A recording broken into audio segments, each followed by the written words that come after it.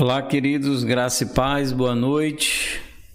Quero dizer que todos são bem-vindos aqui a esse canal do YouTube da Igreja Batista do Natal.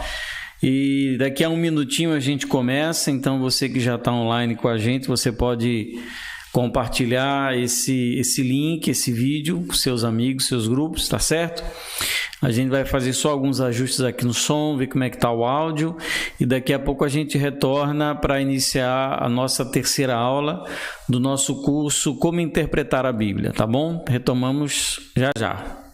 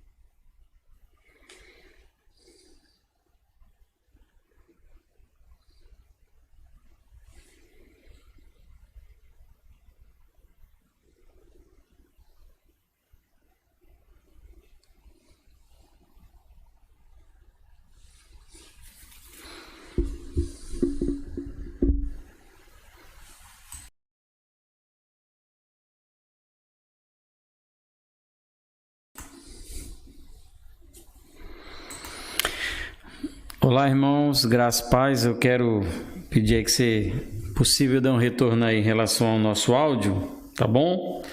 Se vocês estão conseguindo ouvir.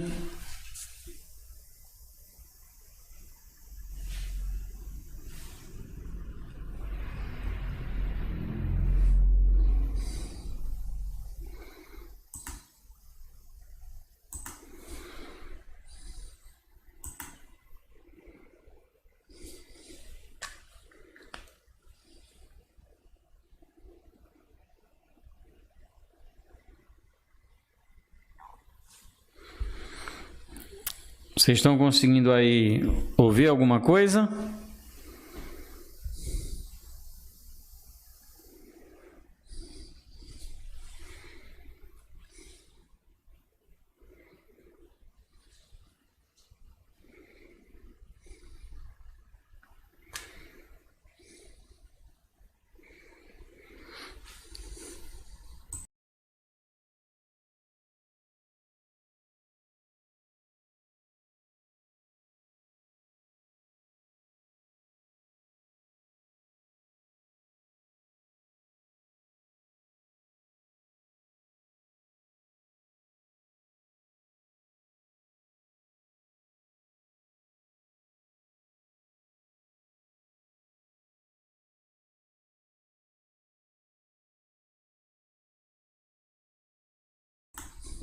Oi.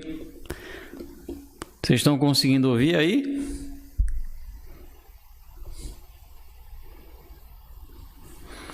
Aqui eu estou sem retorno de som.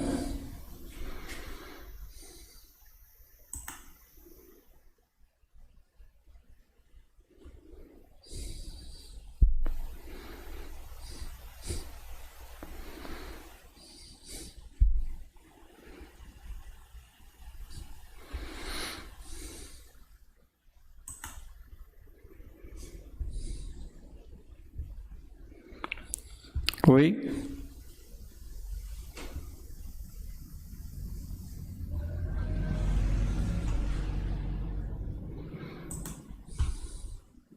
Alô?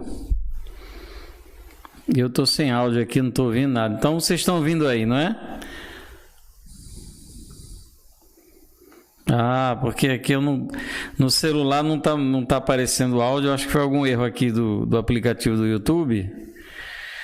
Então já está aí tudo ok, o som está funcionando perfeitamente. Então nós vamos aí dar início ao nosso estudo dessa noite. Fiquei preocupado porque não estava conseguindo ouvir os irmãos, mas então vamos seguir, já que está tudo certo aí, tá bom, queridos?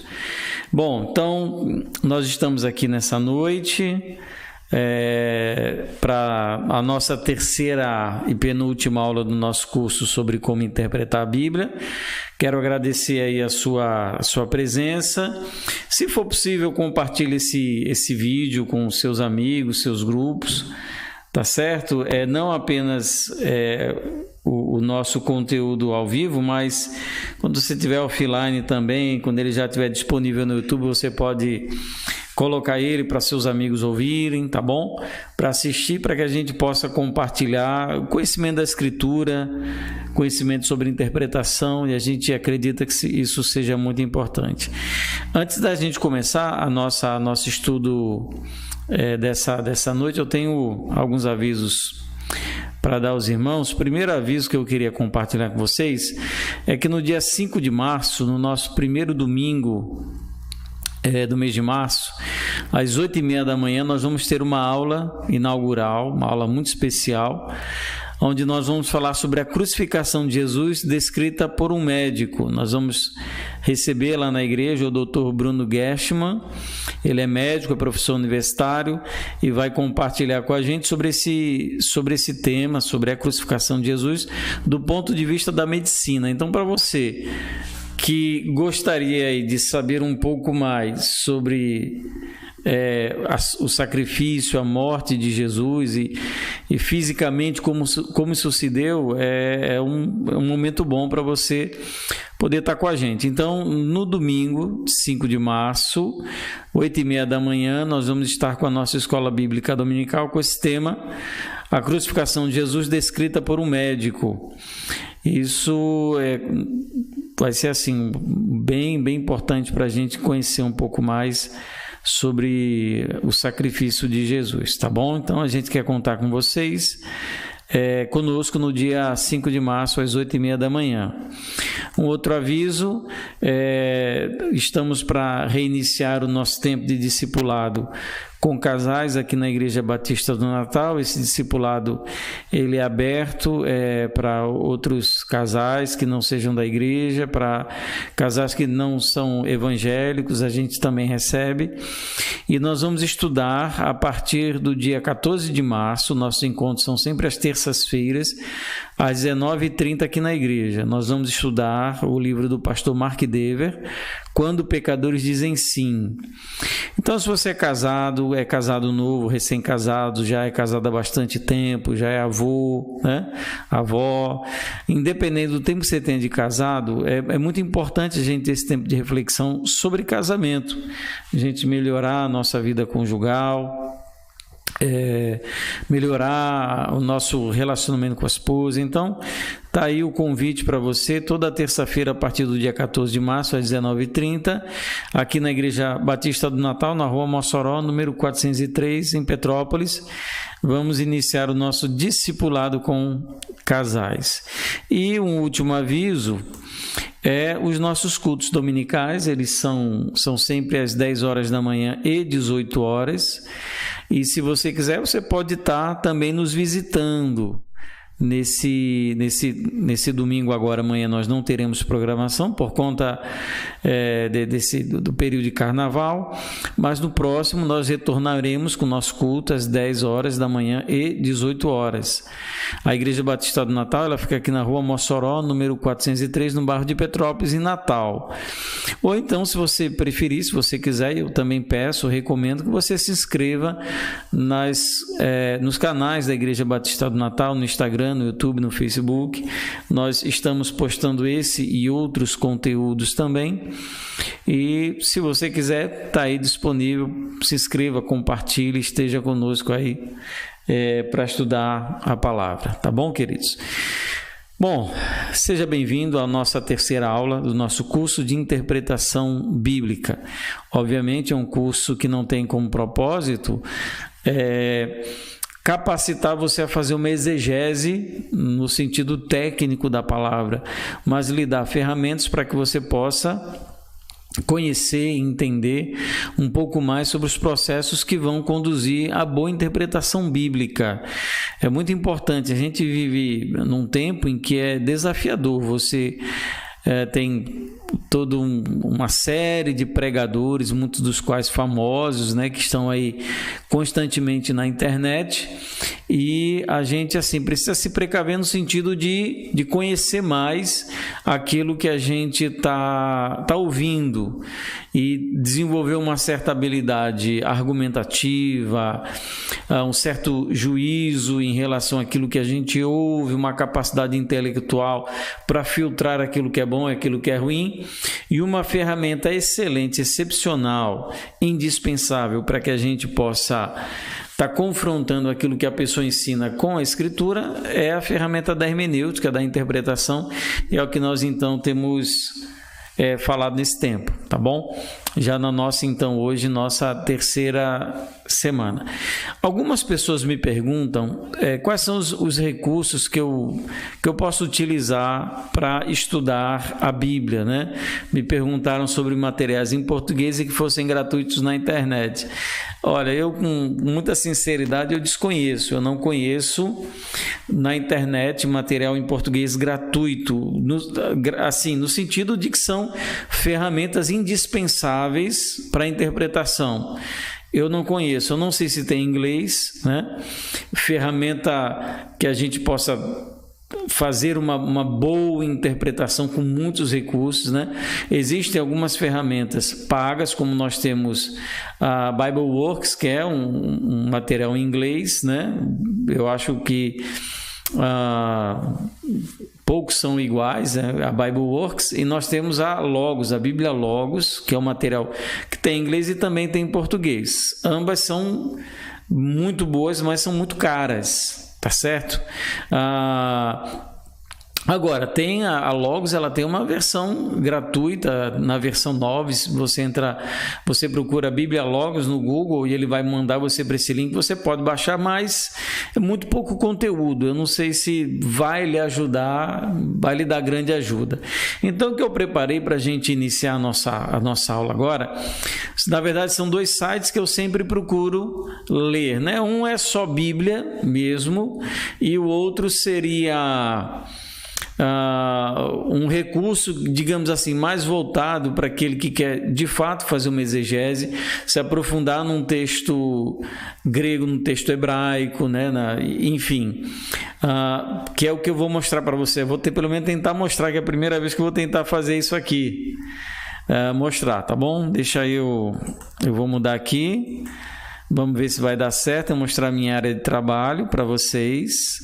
Então, o que eu uso aqui? Primeiro, uma Bíblia que eu gosto de ter acesso é essa Bíblia online.com.br. Eu utilizo ela tanto no meu celular, que é a Bíblia JFA offline, né? Você tem assim uma grande quantidade de recursos, de línguas de Bíblias em vários idiomas.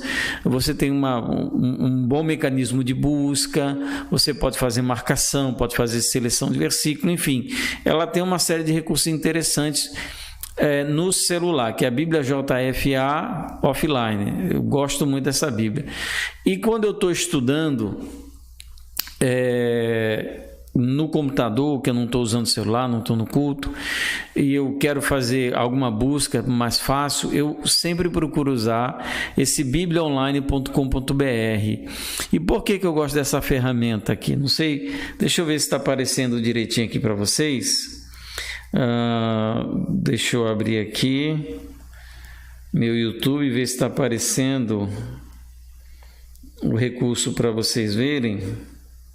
Meu celular está travando um pouco já, mas vamos aqui tentar ver se aparece para vocês. Pronto, está aparecendo aí.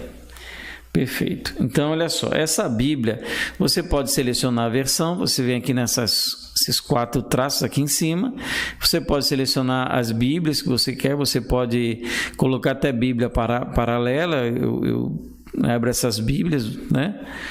Tem vários idiomas também, que é possível você selecionar, e aqui você tem as versões. Eu gosto aqui da Nova Almeida atualizada, está aqui a Nova Almeida atualizada, a nova versão internacional é uma boa versão também, mas você pode aqui, essas aqui, fazer a sua pesquisa, a sua análise, né? Comparar textos, é bem interessante. Então, assim, eu recomendo para você fazer a sua leitura em casa. Inclusive, se a gente for ler algum texto, a gente vai usar essa ferramenta aqui. Mas outra ferramenta que eu recomendo também é a chamada Bible Hub, que é uma Bíblia, um site, né? Que é aqui o biblehub.com.br, está aqui em cima, e quando você abre, ele vai mostrar essa janela aqui para você. É claro, em inglês, né? Mas para aquela pessoa que quer se aprofundar ou que tem algum conhecimento nas línguas originais, grego, hebraico, é uma ferramenta indispensável, né? Você tem aqui várias ferramentas com grego, hebraico, a Bíblia interlinear, né? Várias línguas antigas, você tem Atlas, você tem alguns comentários, né? E você tem assim um sistema de busca muito bom. Então vamos aqui, né, para por exemplo, vamos achar o texto de Mateus. Mateus, ele vai abrir para a gente aqui, ó, Mateus, ele já abriu, agora você vê que em inglês, né? Só que a grande questão é, se hoje você tem dificuldade no inglês, o que você pode fazer? Você vai abrir uma janela no Google, você vai digitar assim, ó, tradutor, e ele vai abrir para você aqui, ó, em inglês e português. Então, se você tem dificuldade, por exemplo, de fazer a leitura disso daqui, você vai copiar, vai colocar aqui no texto e ele vai então fazer a tradução. Então, também assim, não ter o conhecimento de inglês não é lá uma desculpa tão grande, né, para você não usar essa ferramenta. Então, você tem aqui, quando você abre, por exemplo, Mateus capítulo 1, ele vai mostrar várias versões desse mesmo texto, várias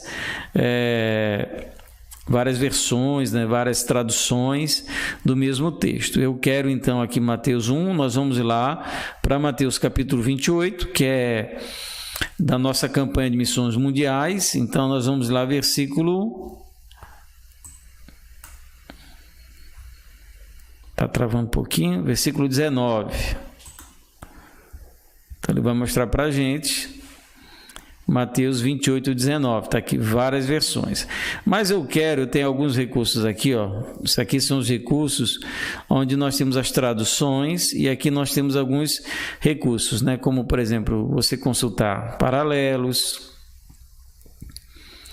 né? E sermões, audiovisual. O que me interessa aqui? Primeiro é a tradução interlinear.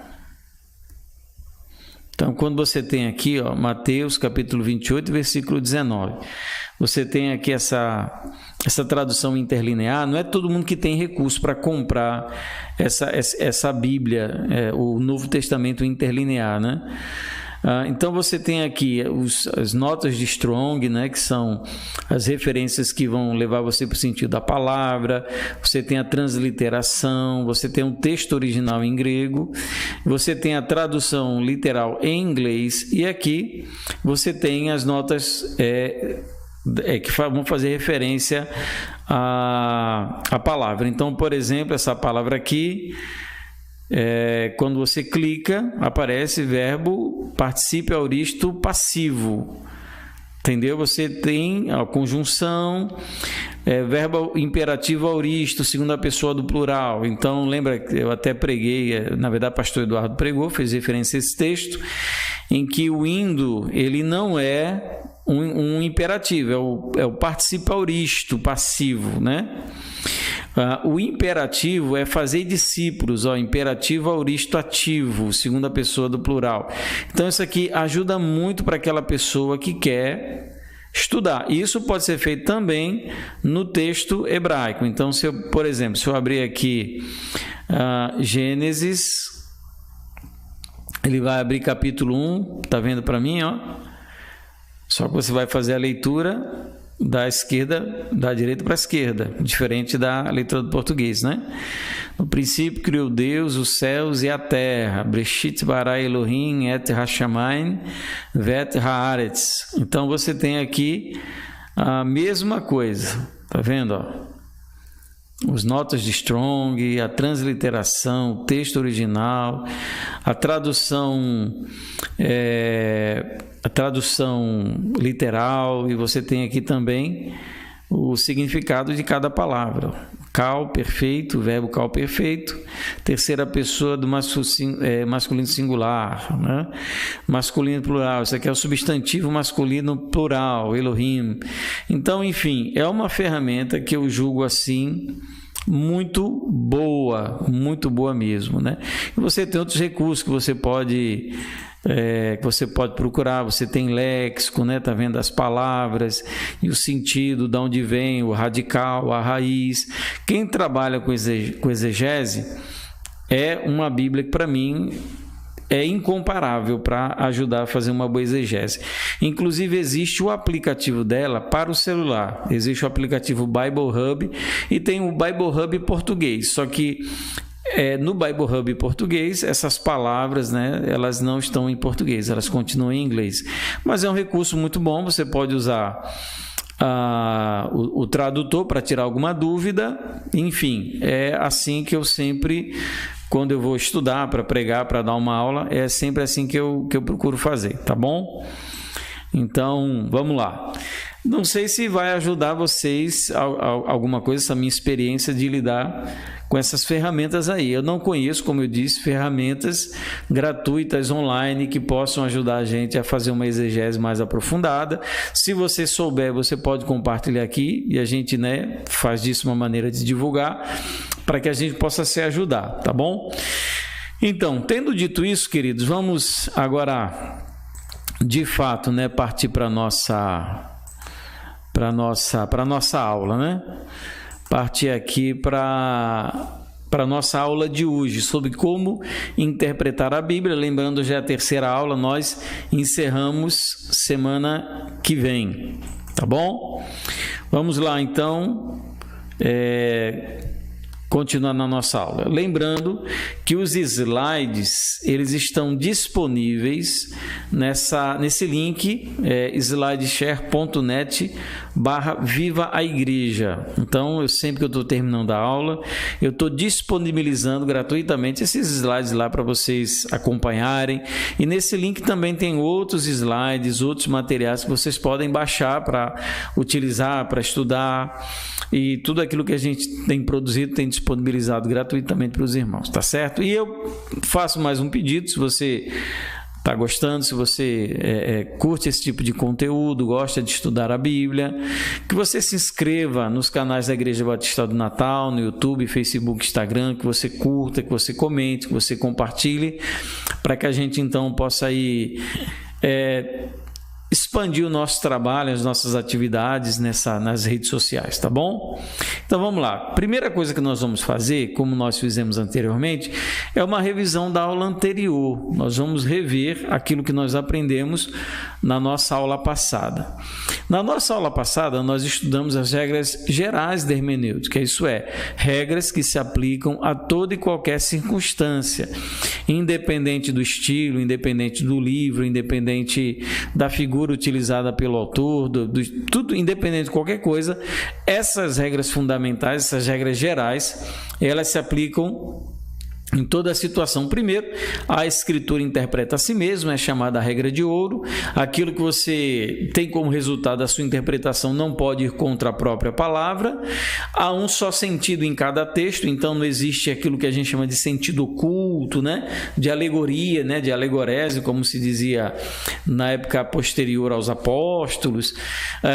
Cada texto ele tem um sentido e quando nós estamos interpretando, nós estamos buscando esse sentido.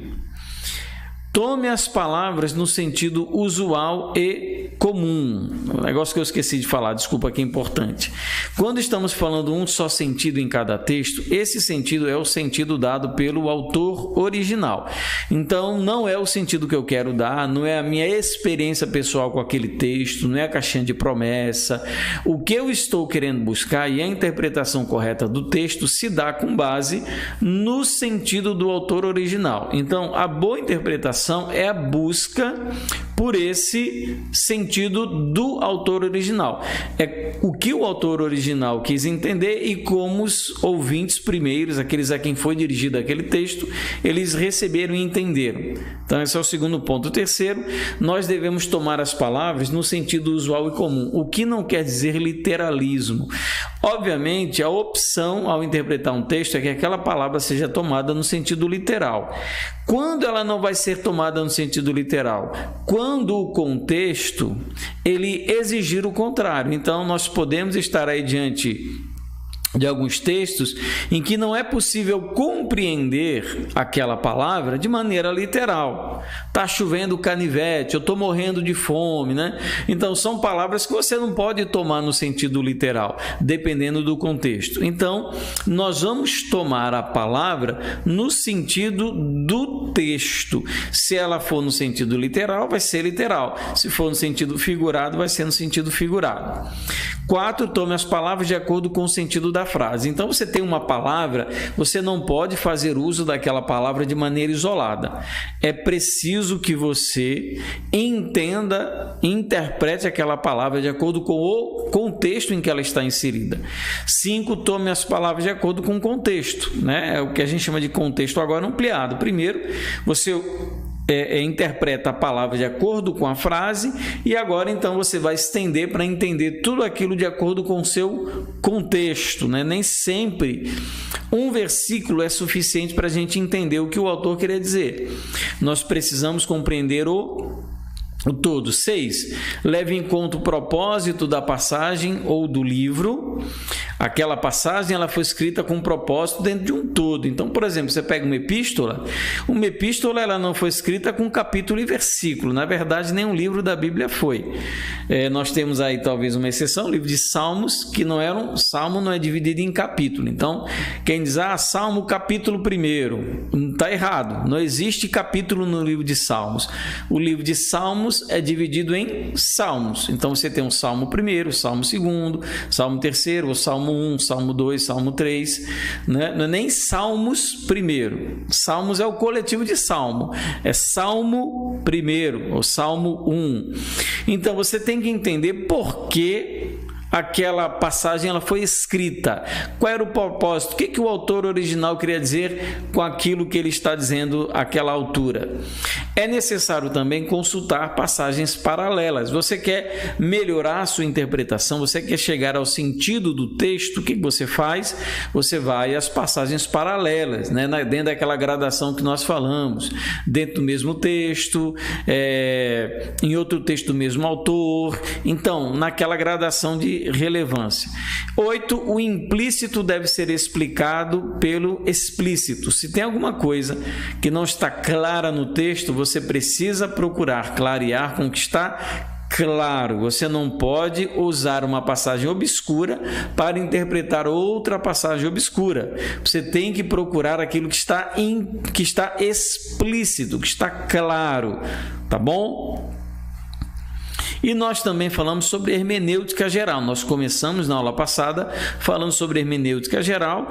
Nós falamos sobre análise histórico-cultural e contextual. O que é isso? É aquela análise que você faz sobre todas as implicações históricas e culturais que existem naquele texto e que possam me ajudar a melhor compreendê-lo. Então, você vai pegar todo o seu conhecimento bíblico sobre a história da Bíblia, sobre a história daquele povo. Por exemplo, você vai estudar o livro de Atos, então você tem muita história no livro de Atos, você tem culturas muito diferentes, você tem locais diferentes, línguas diferentes, situações completamente diferentes, religiões diferentes.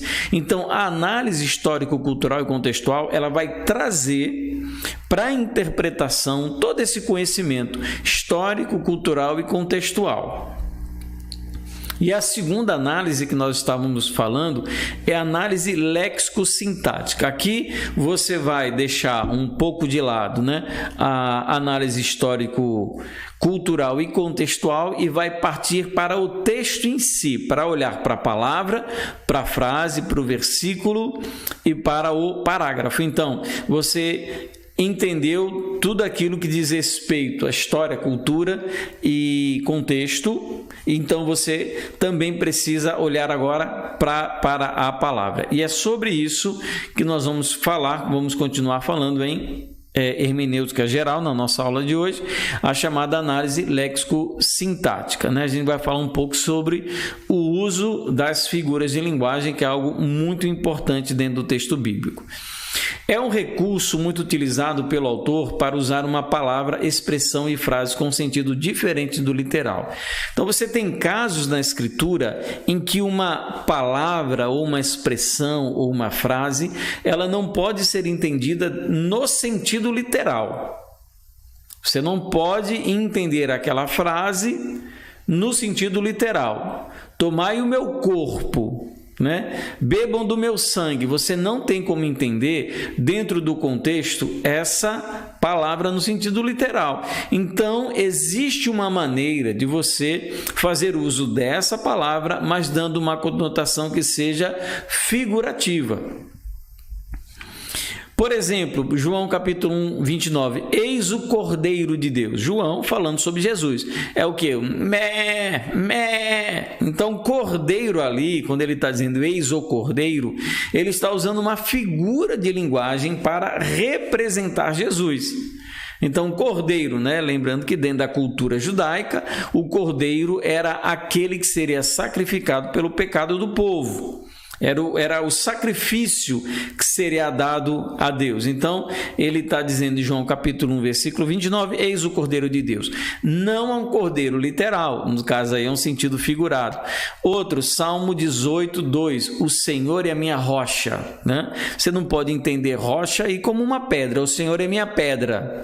Eu vou subir em cima da pedra. Então, claro, aí rocha deve ser tomado no sentido figurado. Rocha indicando segurança, estabilidade, né? Refúgio. Então, rocha aí ganha uma conotação figurada. Quando você diz, né, Pedro, tu és a rocha, né? Rocha também, tu és pedra, né? Não dá para ser tomado no sentido literal. Ele está usando uma figura de linguagem.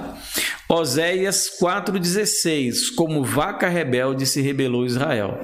Então, vaca rebelde aí, você não vai tomar no sentido literal de que Israel é uma vaca rebelde. Isso é uma figura de linguagem que está sendo utilizada. O Senhor é meu pastor, Salmo 23:1. Literalmente, eu sou uma ovelha e Deus é um pastor com um cajado que fica tangendo a mim como ovelha? Não, isso também é uma figura de linguagem.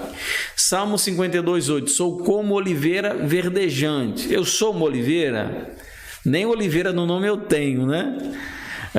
Eu sou uma oliveira verdejante? Não, isso é uma figura de linguagem que nós vamos estudar algumas, né? E João 6,48, eu sou o pão da vida.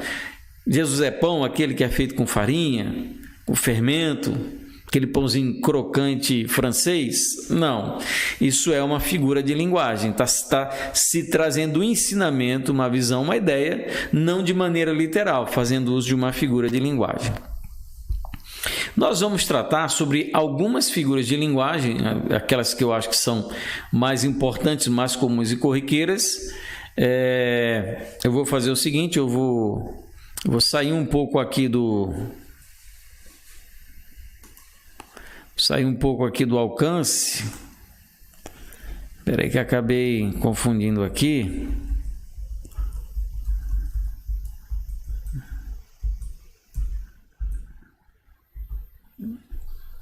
Eu vou só sair porque eu estou aparecendo aqui para vocês.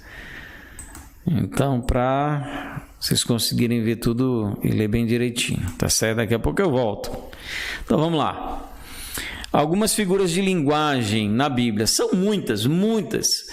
E eu vou depois indicar alguns livros que vocês podem se aprofundar na utilização de linguagens e figuras de linguagem.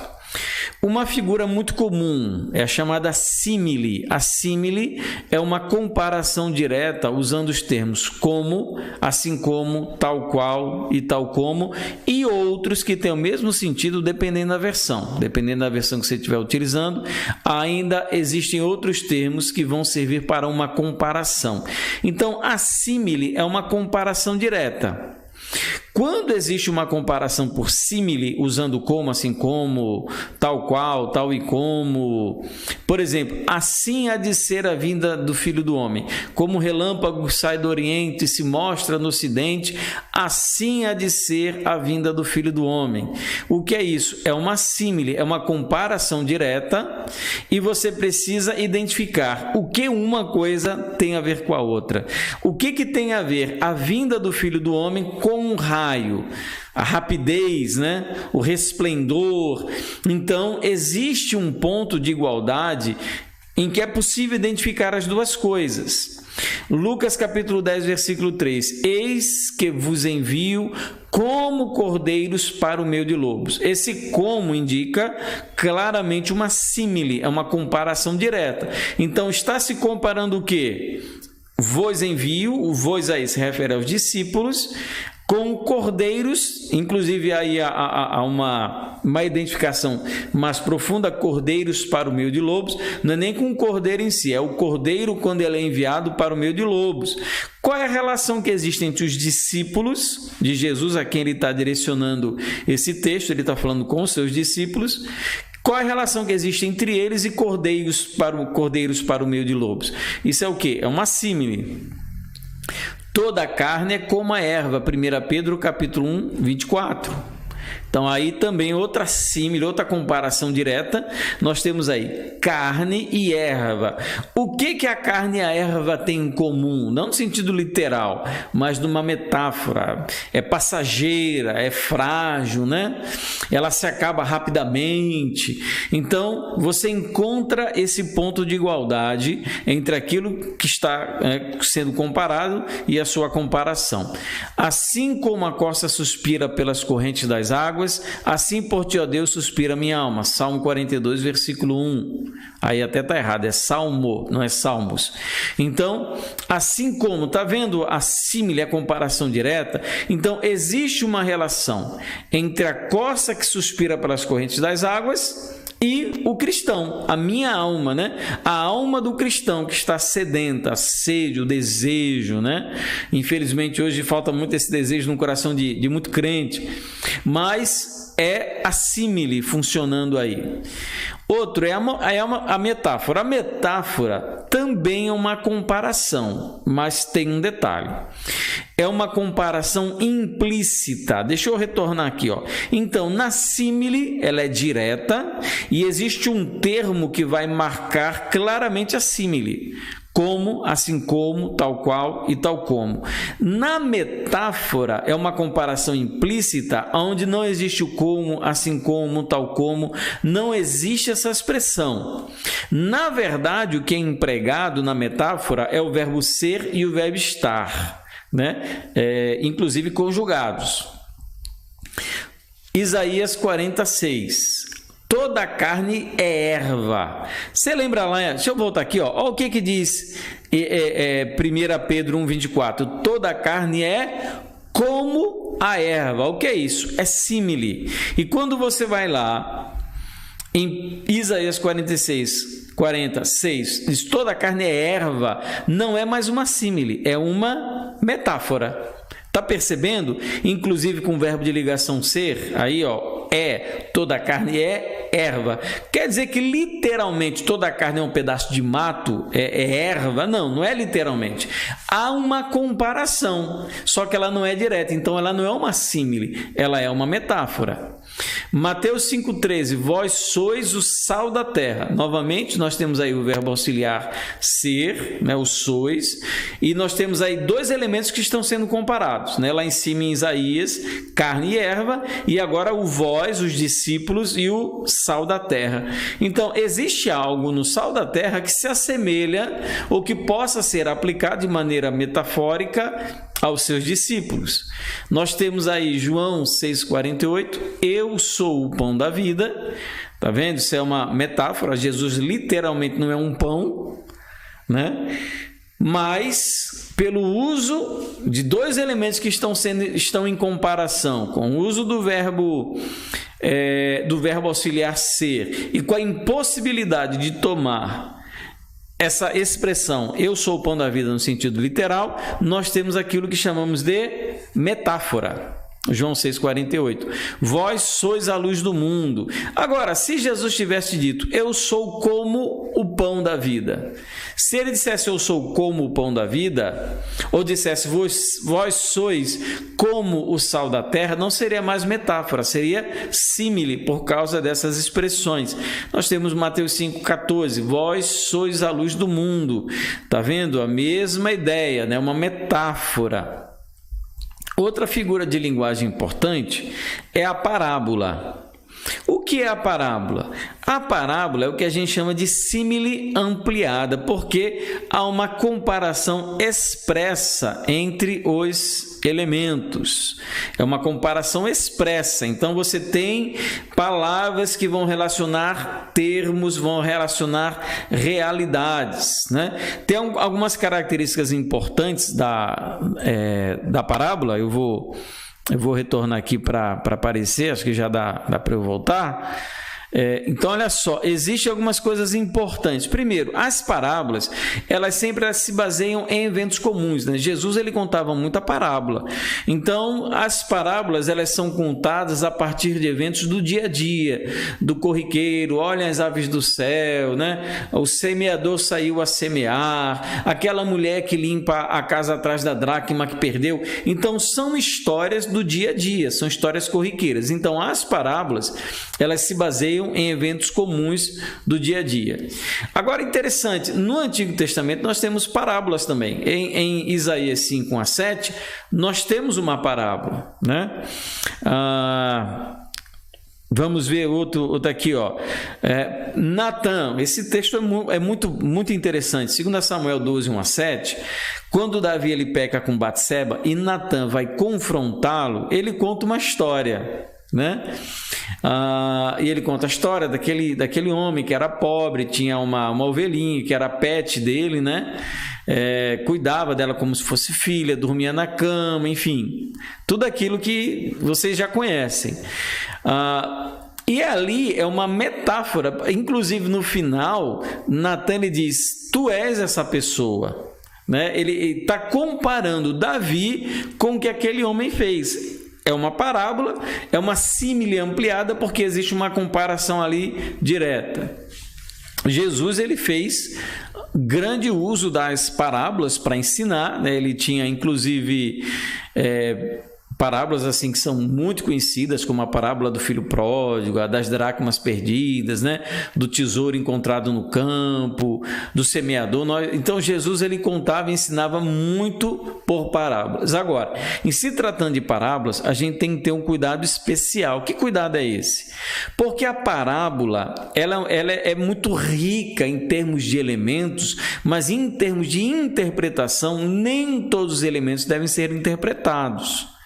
Então, tem gente que se empolga na interpretação da parábola e acaba atribuindo sentido a coisas que não têm sentido nenhum, estão lá porque fazem parte da narrativa, da história, não estão lá para serem interpretados. Você quer interpretar bem, quer aprender a interpretar bem uma parábola, você precisa aprender com quem mais ensinou parábola, Jesus. Então, Jesus, ele quando vai falar, por exemplo, da parábola do semeador, ele conta a parábola e ele explica as parábolas e determinados detalhes eles são deixados de fora porque não possuem relevância, não são importantes na interpretação. Estão lá só para trazer uma vida, um colorido, né?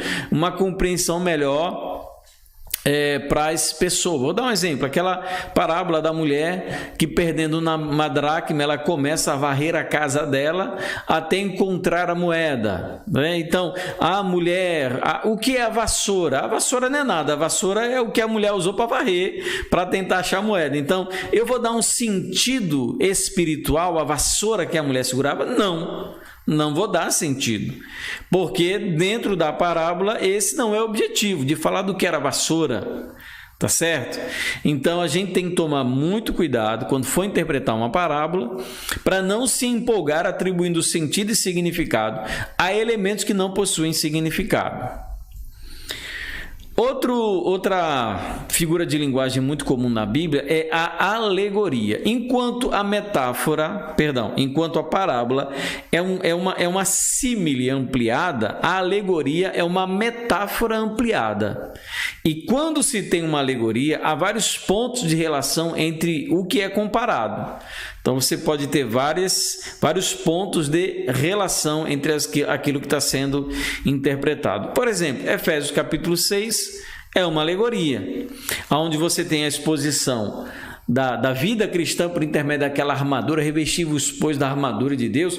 Tudo aquilo é uma alegoria. João 15, 1 a 17, Cristo a videira verdadeira, é uma alegoria também. Nós temos o Salmo 80, 8 a 16, também apresentando uma alegoria.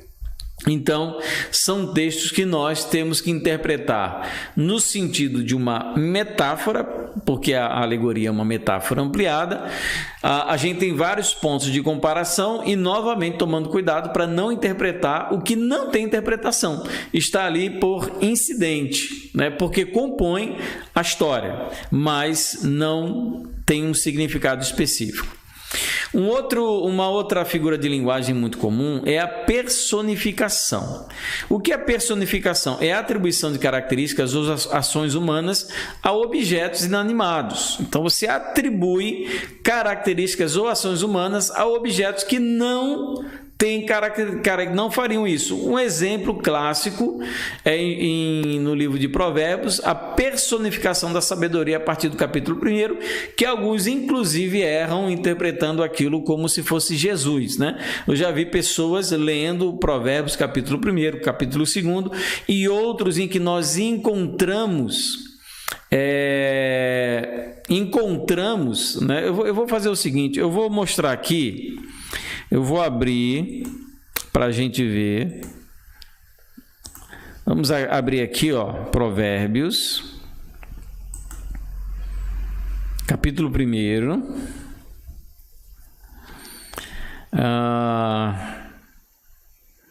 Vamos ver aqui.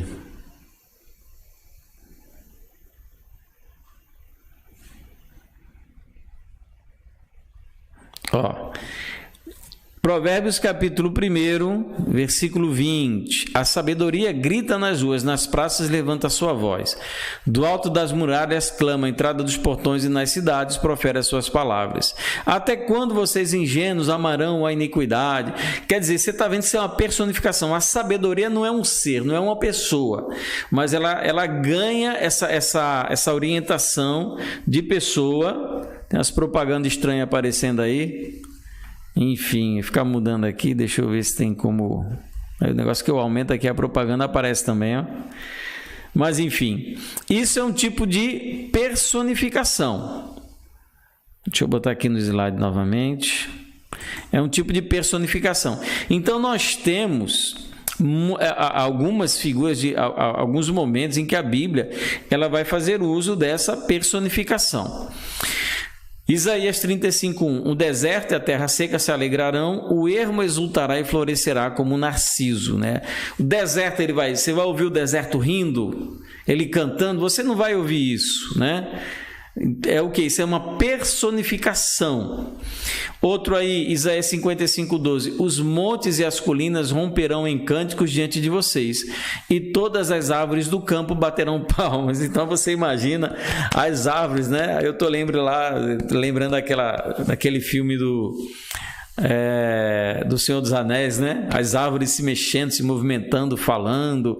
Então a gente acha que as árvores vão bater palma, não vão. Isso é uma personificação. Outra figura muito importante também é o antropomorfismo. O que é isso? É quando você atribui características físicas humanas a Deus. Então, você diz que Deus tem braço, diz que Deus tem mão, sendo que Deus, ele não possui um corpo físico. Mas então a gente faz isso, atribui essa forma, essas características físicas do homem a Deus. Por exemplo, os dedos de Deus, em Salmo 8:3. Nós temos os ouvidos de Deus, em Salmo 31:2. Deus não tem dedo.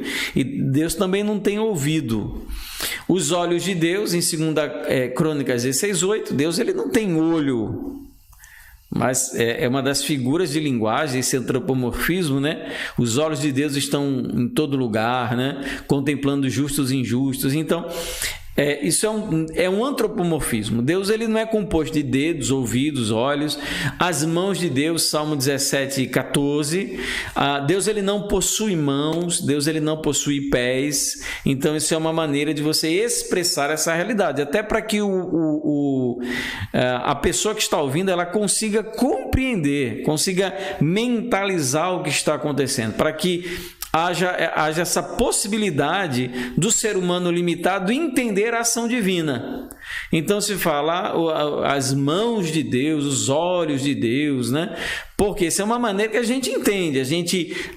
Na nossa natureza criada, para que você veja, você precisa ter olhos. Então, se você não tem olhos, você não enxerga. Se você não tem ouvidos, você não ouve. Se você não tem mão, você não pega. Se você não tem pé, você não caminha. Então, isso é feito de maneira que o ser humano ele consiga compreender essas ações de Deus. E nós também temos o antropopatismo. Se o antropomorfismo ele atribui a forma, né, a estrutura física à pessoa de Deus, o antropopatismo ele vai atribuir emoções humanas a Deus. A gente não vai entrar num detalhe um pouco complexo, né, que é a questão sobre a impassibilidade de Deus, ou seja, é como alguns chegam à conclusão de que Deus ele não tem emoção. É complicado, é um negócio filosófico, a gente às vezes, até para discutir sobre isso, entra em um pouco de especulação, não é o nosso objetivo aqui, né? Qual é o tipo, por exemplo, de dor no coração de Deus pelo pecado? Mas o certo é que a Bíblia diz que Deus, ele possui emoção, de uma maneira completamente diferente, claro, que nós humanos temos. Mas a gente só tem a nossa própria emoção para julgar as emoções de Deus. Então a gente primeiro precisa entender isso a partir da nossa realidade, mas lembrando de manter esse distanciamento, porque Deus ele é outro, ele é diferente, ele é transcendente, ele não é 100%, ele não é como nós. Nós é que fomos criados segundo a sua imagem e semelhança. Então vamos lá, 1 Samuel 15:11, o arrependimento de Deus, isso aparece em outros textos também, alguns que vocês inclusive conhecem, como que levou ao dilúvio. Deus ele se arrependeu de haver criado o homem na terra. Então isso é um antropopatismo, você atribui a Deus algo que se fosse um ser humano você diria que era um arrependimento, mas não é exatamente o arrependimento como o homem se arrepende, até pelas razões. A ira de Deus, Romanos 1:18, é também um antropopatismo. Deus se ira, com certeza se ira, né? Deus ele se enraivece, digamos assim, mas a ira de Deus ela não é como a ira do homem, mas a maneira do autor bíblico explicar essa ira é através do antropopatismo, né? Até porque quando você fala de ira, a primeira coisa que vem à sua mente é a sua própria ira, e a gente sempre tem que fazer esse exercício de nos distanciar da pessoa de Deus, porque Deus ele se ira, mas ele não se ira segundo a maneira como eu me iro. Êxodo 34:14, o ciúme de Deus, né, é outro sentimento, outra emoção humana que é atribuída a Deus. Deus ele tem ciúme, mas claro, as razões desse ciúme, as maneiras como esse ciúme acontece, eles não são como acontecem com o ser humano. Gênesis 9:16, a lembrança de Deus, tem até um texto interessante que vai falar sobre o esquecimento de Deus, né? Deus ele pega os nossos pecados e lança no mar do esquecimento. É um antropopatismo que tem uma figura de linguagem que é muito bonita, né? Deus ele esquece, Deus ele não esquece, mas o trato dele com o ser humano é zerado, é sem aquele pecado. Então Deus ele jamais levará em conta aquilo que já foi perdoado. É como se fosse um esquecimento.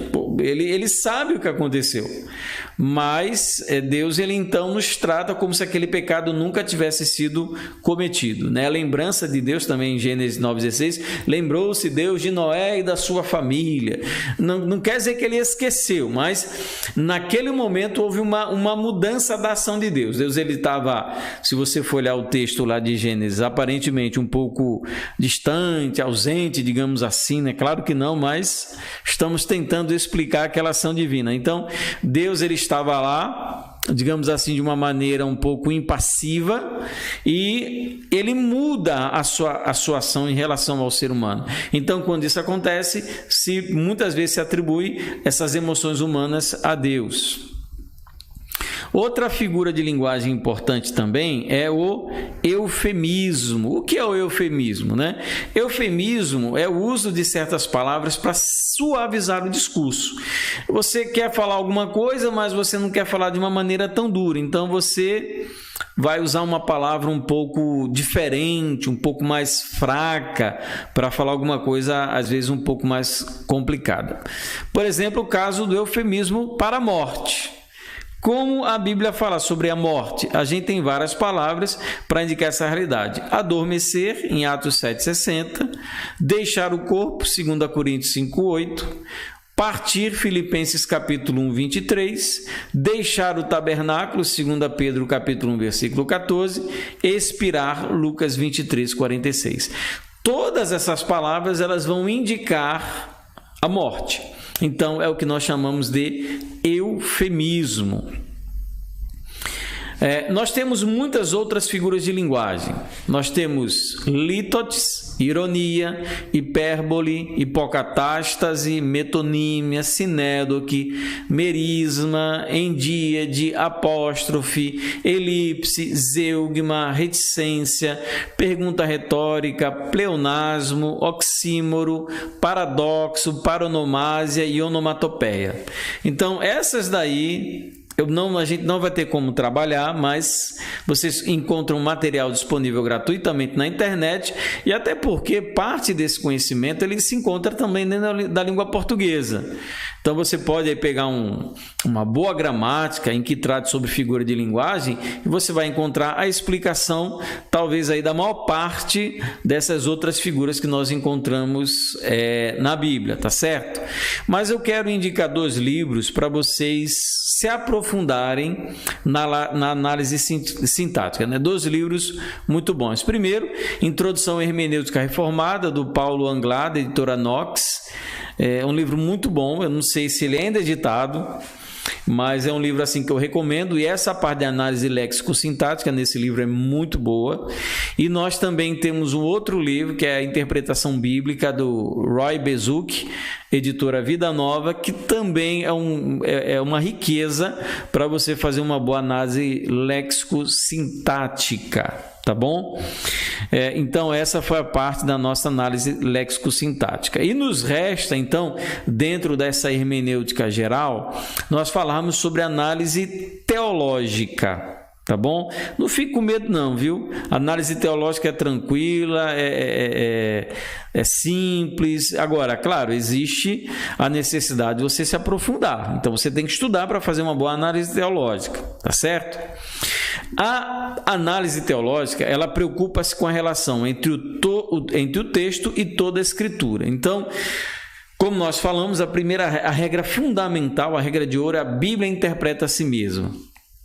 Então, a análise teológica, ela vai analisar aquele texto perante toda a revelação, de acordo com toda a Escritura.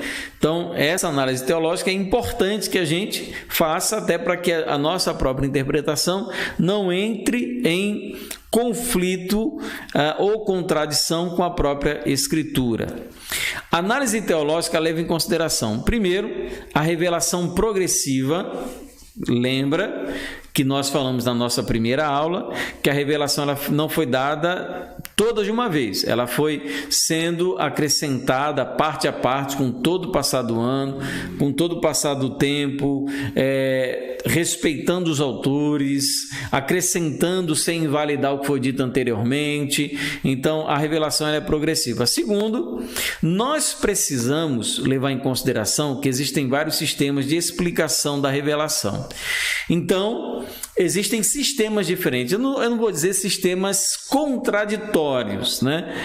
Claro, se você for pegar um sistema que vai explicar a Bíblia do ponto de vista mórmon, ou do ponto de vista adventista, ou do ponto de vista testemunha de Jeová, claro que serão errados, né?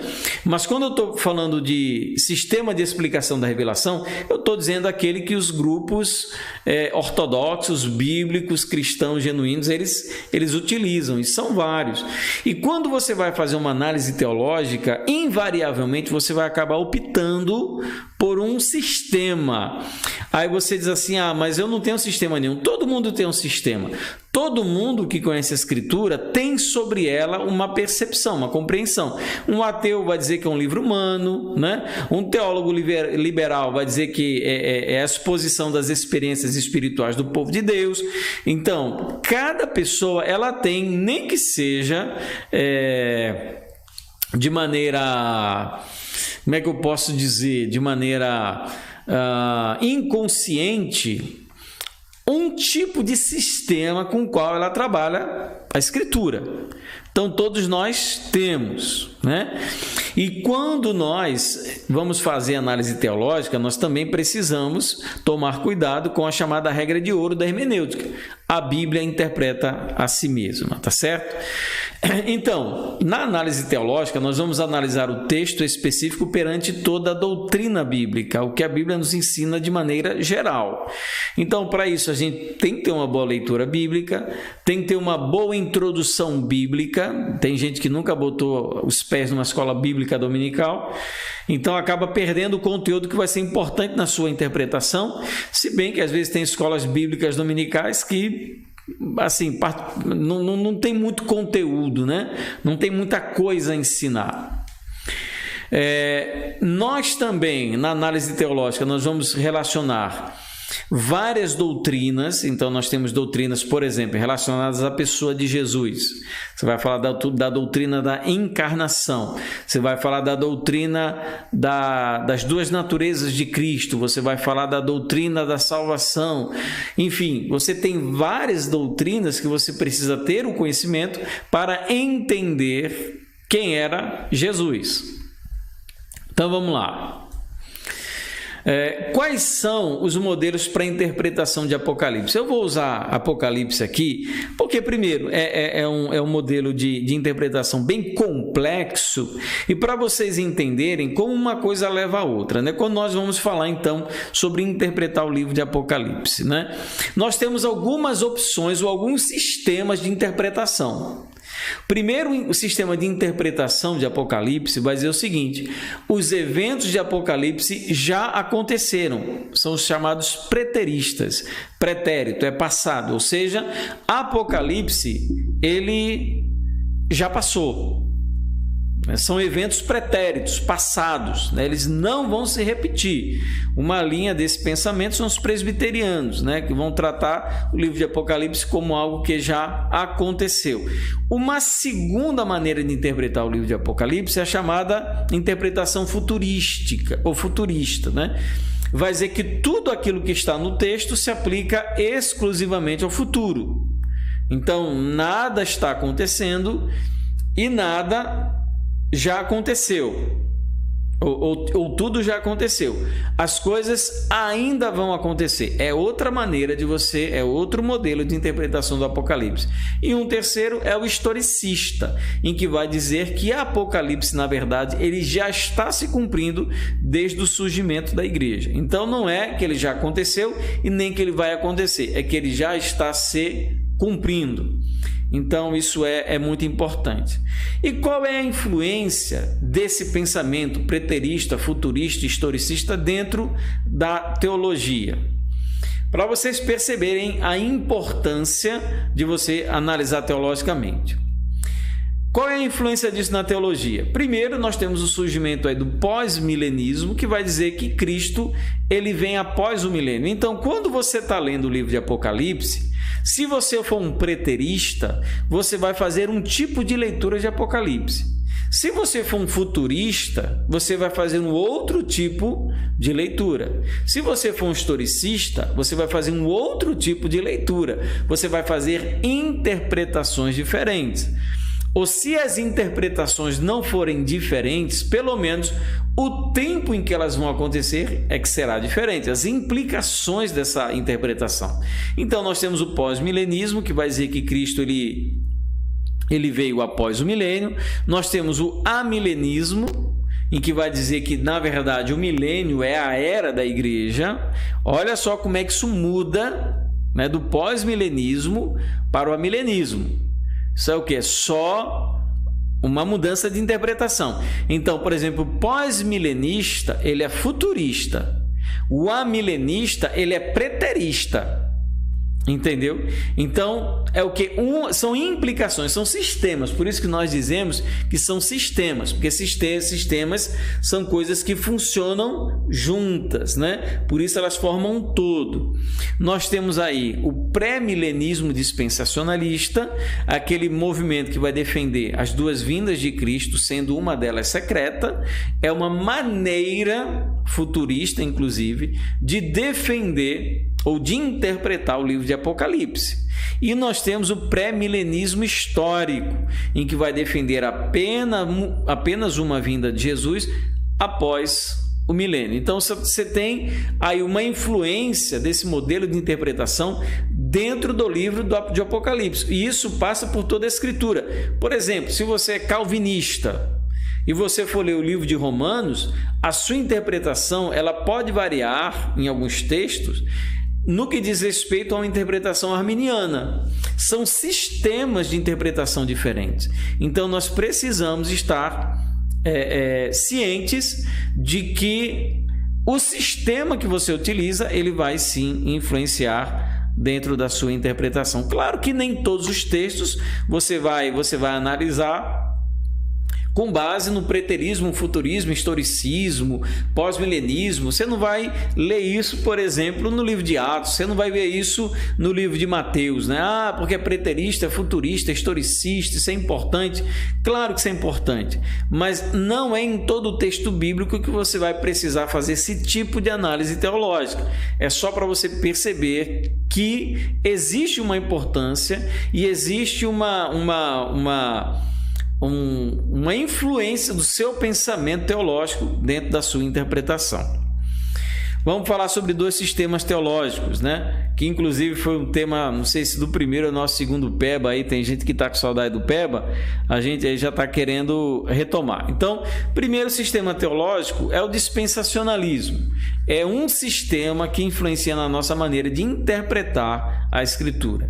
Deus se relaciona com a humanidade através de vários estágios de revelação que delimitam diferentes dispensações ou arranjos de administração. Nosso objetivo aqui não é se aprofundar em dispensacionalismo, pactualismo, não é esse. Esse não é o nosso objetivo. Se você quiser saber um pouco mais, entra lá no PEBA, acho que o nosso primeiro PEBA foi sobre isso, então você vai poder se aprofundar um pouco mais. Dispensação é um teste da humanidade para ser fiel à revelação particular dada naquele tempo. Então Deus ele testa a humanidade e a humanidade fracassa nesse teste, então ele concede uma nova dispensação, né? Tem várias maneiras de dividir essas dispensações. Basicamente é inocência antes da queda, consciência Adão a Noé, promessa Abraão a Moisés, lei Moisés a Cristo, graça Pentecostes ao arrebatamento e a última dispensação que seria o milênio. Os dispensacionalistas eles vão sustentar uma interpretação mais literal da Escritura, inclusive vendo diferenças entre Israel e Igreja. São dois entes completamente distintos. Então, eles vão interpretar a Bíblia de uma maneira um pouco mais literal. E nós temos a teologia do pacto ou aliancismo, ou pactualismo também, como alguns falam. O pactualismo que é a minha visão, o meu sistema, digamos assim, que eu trabalho, claro, com alguns ajustes dentro de algumas questões que particularmente eu acredito. Por exemplo, eu acredito que existem textos que se referem exclusivamente ao povo de Israel, que a igreja ela não participa. Isso alguns teólogos do pacto eles vão dizer não, que a igreja herdou todas as promessas dadas a Israel. Eu tenho uma visão um pouco diferente. Então, creio que Deus estruturou o seu relacionamento com a humanidade por pactos. E ele vai dividir a história em 2 pactos. O pacto das obras, que foi até Adão, e a partir de Adão, o pacto da graça. E dentro desses pactos, né, existe todos os demais arranjos, aquelas alianças, aquelas promessas que são dadas, né? Tudo isso se encontra estruturado dentro desses 2 pactos, né? Nós temos o pacto das obras, instituído no jardim do Éden para um Adão inocente, e após o pecado instituído o pacto da graça. Todas as demais alianças, elas são administrações do pacto da graça. Israel e a igreja são o mesmo povo, essa é uma visão aliancista. Israel, a igreja, ela herda todas as bênçãos de Israel, né? Eu tenho uma certa reserva, porque alguns textos eu vejo que dizem respeito exclusivamente, aí há uma diferença entre igreja e Israel em alguns textos de fato. Tá bom? E como então nós vamos proceder na análise doutrinária? Primeiro, você vai apontar as implicações teológicas da passagem. Quais são as implicações teológicas daquilo que você está lendo? Como aquilo traz, qual o tipo de conhecimento doutrinário e teológico que está sendo passado por intermédio daquele texto. Segundo, analise palavras com cunho teológico. Eu fiz questão de chamar a atenção para isso daí, porque nós temos algumas palavras que na Bíblia elas se revestem de uma importância teológica muito importante. Inclusive algumas versões, como por exemplo a tradução a tradução na linguagem de hoje, a TLH, não a nova tradução na linguagem de hoje. A tradução na linguagem de hoje, né? Ela é infeliz porque em alguns momentos ela deixa de traduzir de maneira teológica algumas palavras que são importantes em se tratando de teologia, como por exemplo, justificação. É uma palavra que dentro da teologia ela tem uma importância muito grande. Então, se você está analisando um texto e existe uma palavra como justificação, perdão, redenção, né? Alguma palavra que tem um cunho teológico, você precisa prestar atenção nessa palavra. Como justificação, adoção, espírito, até porque a palavra espírito ela tem vários usos, pode se referir ao espírito humano, pode se referir ao espírito desse século, pode se referir ao espírito de Deus. Avalie o conhecimento teológico dos ouvintes originais e como eles entenderam o texto. Isso é muito importante. Lembra? A revelação ela é progressiva, então o conhecimento doutrinário teológico de Adão é o conhecimento teológico doutrinário diferente de Moisés e assim por diante. Então você precisa avaliar e entender como com aquele conhecimento aquela pessoa reagiu àquilo que ela viveu, ou recebeu ou leu. Então Jó, você vai estudar Jó. Qual era o conhecimento que Jó tinha de Deus quando ele teve aquela experiência? Então, tudo isso deve ser levado em consideração. Eu vou indicar uma bibliografia aqui para vocês, tá bom? Teologia Sistemática, do Millard Erickson, editora Vida Nova. Não é... ele tem um livro que é um resumo, né? Não é o resumo, né? Foi lançado o livro completo, a Teologia Sistemática completa do Millard Erickson, e eu recomendo a leitura. Teologia Sistemática do Wayne Grudem, também Vida Nova, um clássico também. A Teologia Sistemática do Luiz Berkoff, da editora Cultura Cristã. Aqui a gente caminha mais para um presbiterianismo, né? A Teologia do Novo Testamento, do George Eldon Ladd, editora Hagnus, que é um clássico que para quem estuda Novo Testamento não pode deixar de ler.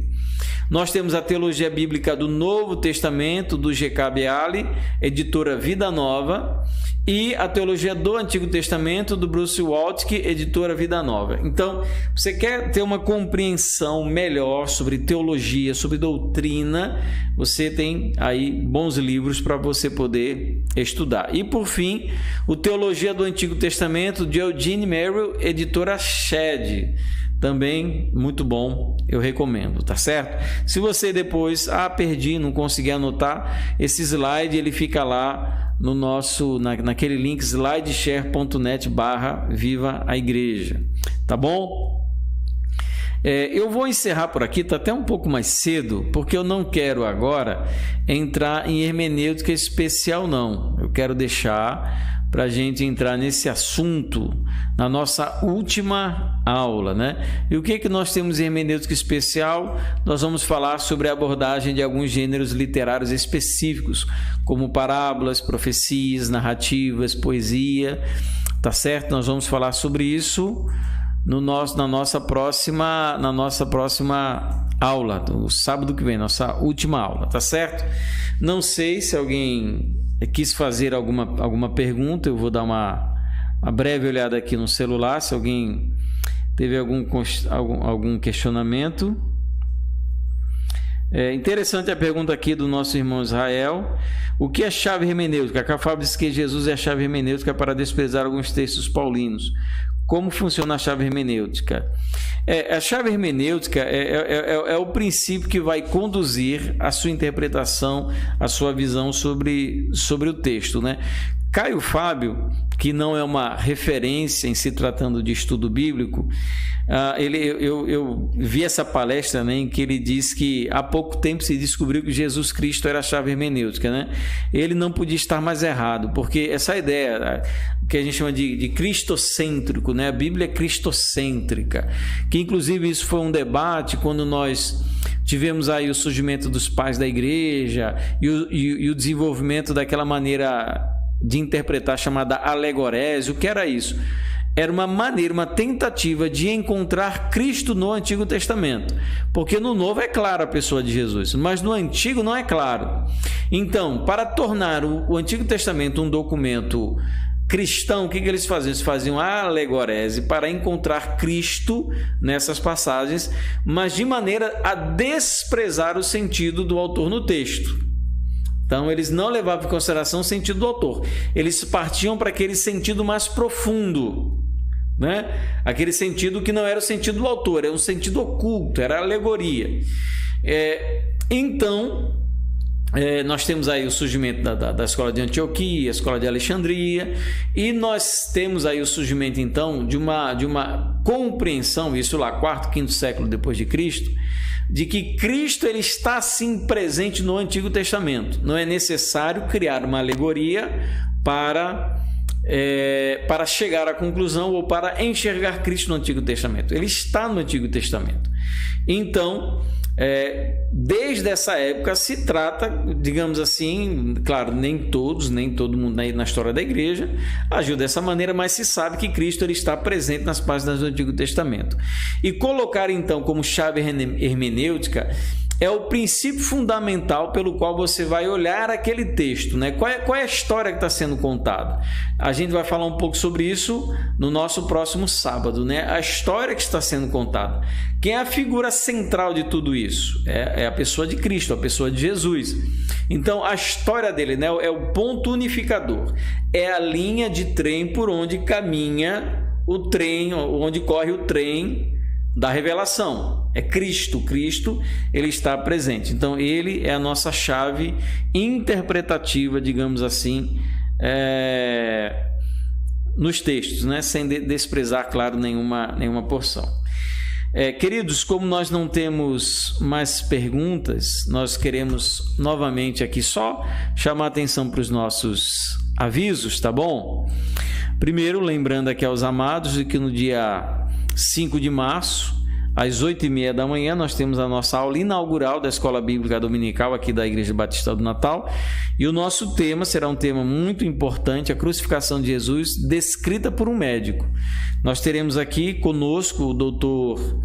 Bruno Gershman, E ele vai então fazer essa abordagem médica sobre a crucificação e a morte de Jesus. Então, fica o convite, dia 5 de março, 8h30 da manhã, na nossa escola bíblica dominical. Outro convite também, esse aí é especial para os casados, desde que podem ter um dia de casado ou 90 anos de casado.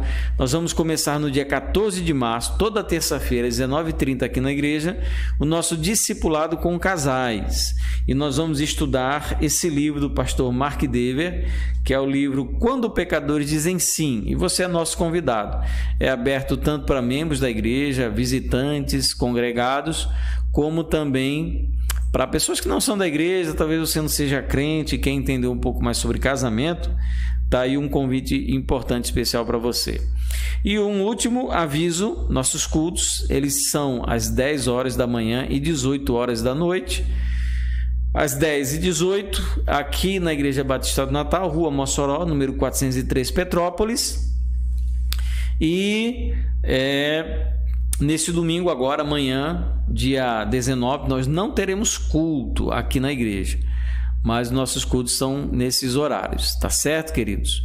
Eu queria também lhe convidar a você se inscrever, compartilhar as redes sociais, canais da Igreja Batista do Natal, YouTube, Facebook, Instagram, tá certo?